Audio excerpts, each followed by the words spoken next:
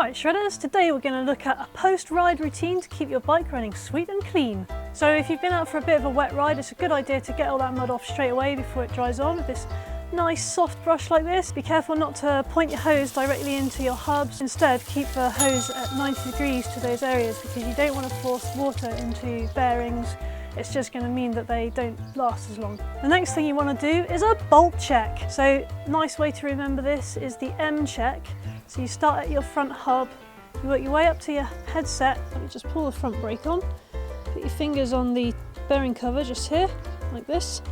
Just try and rock the front of the bike backwards and forwards. And if there's any movement here, forward and back, then your headset needs doing up. Down to your bottom bracket. To check the cranks, you just bring it up to the 12 o'clock position. Just try and move it in and out like that. Also check the pedal, so you're just trying to make sure there's no movement like this. If there is some movement, stay tuned for a forthcoming video because I'm going to do one on how to service flat pedals. Up to the seat post and then down to the rear hub. Just check the back wheels done up properly, check your derailleurs on properly, check your caliper bolts done up. And you can check your suspension linkage on the way if you have a suspension bike. You don't need to be cranking up the bolts really tight, you're just checking that they haven't come loose. So now we're going to get down to the really important thing. This is the bit that's going to save you money. It is cleaning and lubing your chain. You want to get yourself a nice degreaser and a nice stiff brush. Apply the degreaser liberally to that chain and the cassette and get washing. Give it a good scrub. Don't forget to clean your jockey wheels on your rear derailleur with a tool like this. I actually like to use my fingernail because I'm a bit weird, but this is better. Let's give the chain a more thorough clean. You can just use a couple of nail brushes, sandwiched together and then run the chain backwards through them. Works really, really well. Next thing you want to do is try and get as much water out that chain as you possibly can. If you've got a compressor, then you could use the air gun attachment and just through the chain with that, just blow all the water out. If you don't have that, then you can use a dry rag and just run the chain backwards through that. So now your chain is nice and dry, we can put some oil on.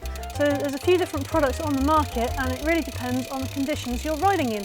So if you're heading out in the wet, you're going to want a wet lube. Wet lubes are just a little bit thicker and they'll stay on the chain better in wet conditions. However, the flip side with wet lube is if you find yourself in dusty conditions, all of that dust will stick to that oil and create a horrible grinding paste. So if you know it's going to be dry out, then I'd strongly recommend dry lube. It's a much thinner oil, but the dirt doesn't stick to it. At the end of the ride, your chain will be a lot cleaner. Once in a while, you do need to check your chain for wear, so you can get a tool like this. It's marked with 0.75 and 1 on it, and you place it into the chain.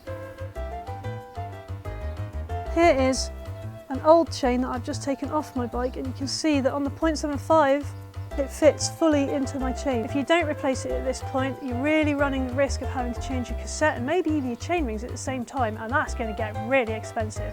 If it won't go in that far, then you're all good. Your chain will live to see a few more rides. Don't forget to check your brake pads. It's a lot easier to do it at home than it is out on the trail, so just be sure there's plenty of pad material left. And whilst you're at it, why not have a look at your tyres? If you're often riding in wet conditions, then if they're worn, it's probably worth getting some new ones. And last but not least, don't forget to just give the seals on your forks, rear suspension and seat post a little wipe. You'll often find there's a little kind of tide mark of dirt around there, and if you leave it there, then every time the fork compresses or the shock, then it's going to drag that dirt into your forks or shock. Some people like to apply a lubricant specifically designed for suspension. Check with your manufacturer's instructions as to what you should use to do that. Obviously, if you don't have any suspension or a dropper seat post, you can skip this step. And there you have it, my tips on keeping your bike running sweet and clean. I hope you found these tips useful. If you want to see more like this and skills tutorials and bike park checks, then hit that subscribe button right now and I'll see you next time.